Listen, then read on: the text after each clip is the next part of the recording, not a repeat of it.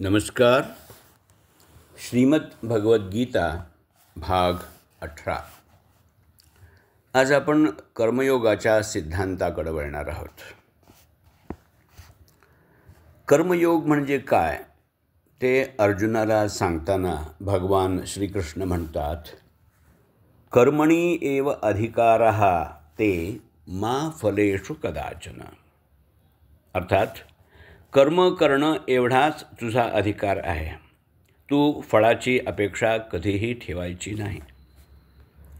सामान्यतः आपण जे काही करतो ते पैशासाठी, सत्तेसाठी, मानसन्मानासाठी किंवा प्रसिद्धीसाठी. या गोष्टी साध्य झाल्या की आपण हुरळून जातो आणि साध्य झाल्या नाहीत तर नैराश्यानं ग्रासले जातो. अनेक वेळा या गोष्टी मिळवण्यासाठी गैरमार्गाचाही वापर करतो. अशामुळं केवळ व्यक्तीचंच नव्हे तर त्याच्या कुटुंबियांचं, एवढंच काय समाजाचं स्वास्थ्यही धोक्यात येतं. वरवर पाहिलं तर असं वाटेल की फळाची अपेक्षा न ठेवता कामं करू गेल्यास कुणीही मनापासून काम करणार नाही.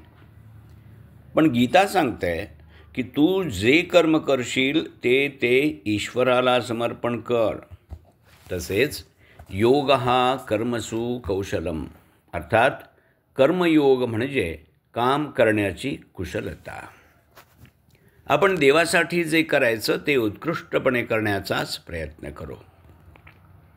क्वचित कोणी म्हणतील, देवाला कुठं पृथ्वीवरच्या प्रत्येक माणसावर लक्ष ठेवायला जमणार आहे. मग कामात लबाडी किंवा चुकारपणा केला तर काय बिघडणार आहे. पण गीता असंही सांगते, ईश्वरः सर्वभूतानां हृद्देशे अर्जुन तिष्ठती. अर्थात हे अर्जुना, ईश्वर प्रत्येकाच्या हृदयात आहे. तुम्ही या हृदयस्थ ईश्वराला चुकवून काहीही करू शकत नाही. उलट या ईश्वराला संतुष्ट करण्यासाठी काम करून पहा, तुम्हाला केवढा विलक्षण आनंद मिळतो ते. तुमचे बॉस तुम्हीच होऊन पहा. तुमचं काम या बॉसला आवडण्यासाठी तुम्ही किती उत्कृष्टपणे करता ते. यापुढील महत्त्वाचा विचार म्हणजे मी काहीतरी करतो आहे, माझ्यामुळेच हे होत आहे, माझी बुद्धी, माझी ऊर्जा, माझं कौशल्य यांच्यामुळेच हे घडलं इत्यादी अहंकारी विचार सोडून द्यायचे असतात. अशा विचारांना कर्तृत्वमद असं नाव आहे. गीता म्हणते, प्रकृतेः क्रियमाणानि गुणैः कर्माणि सर्वशः अहंकार विमूढात्मा कर्ताहमिति मन्यते. अर्थात नियतीकडून सर्व काही घडत असतं, आपण निमित्तमात्र असतो. मूर्ख अहंकारी माणूस मात्र मीच करता असं मानतो. ही जाणीव ज्याला होते तो मनुष्य यश मिळाल्यावर गर्वानं फुगून जात नाही किंवा या उलट अपयश आलं तर निराशेच्या डोहात बुडत नाही. अशा मनाच्या संतुलित अवस्थेलाही गीतेत योग असं नाव दिलं आहे. गीता सांगते, सिद्ध्यसिद्ध्यो समो भूत्वा समत्वं योग उच्यते. योग म्हणजे एखादी गोष्ट सिद्धीला जाणं किंवा न जाणं याविषयी समबुद्धी ठेवणं. हाच विचार इतरत्र आणखी एकदा थोड्या वेगळ्या शब्दात गीतेत मांडला आहे. समसिद्धावसिद्धौ च कृत्वापि न निबध्यते. म्हणजे एखादी गोष्ट सिद्धीला जावो किंवा न जावो, या दोन्ही अवस्था जो समस्थितीनं स्वीकारतो तो त्याच्या परिणामापासून बांधला जात नाही. यशामुळं तो मातत नाही किंवा अपयशामुळं खचत नाही. अशा अलिप्त कर्त्याचे उल्लेख गीतेत अनेक ठिकाणी आलेले आहेत.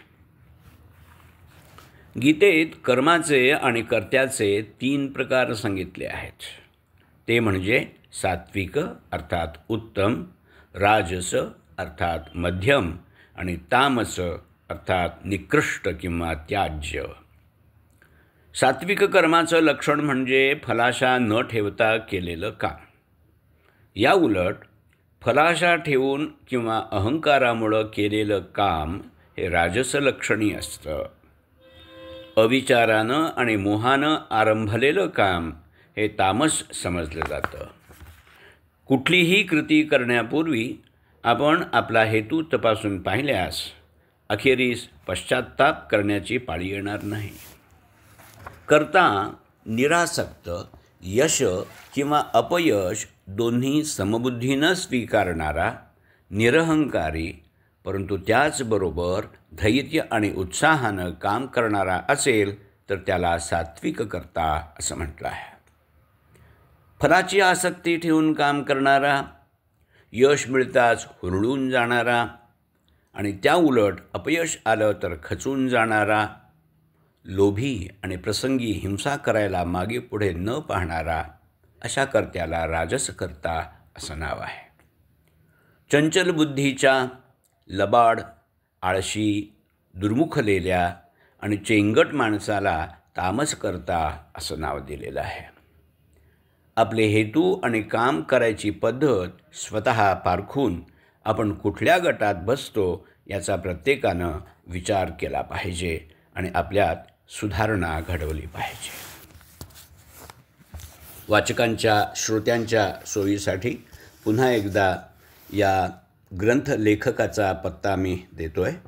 Doctor Vijay Pandurang Jayde, Aditya, Bhavaninagar, 2nd main road, Keshavapur, Hubli. दूरध्वनी 9343586421.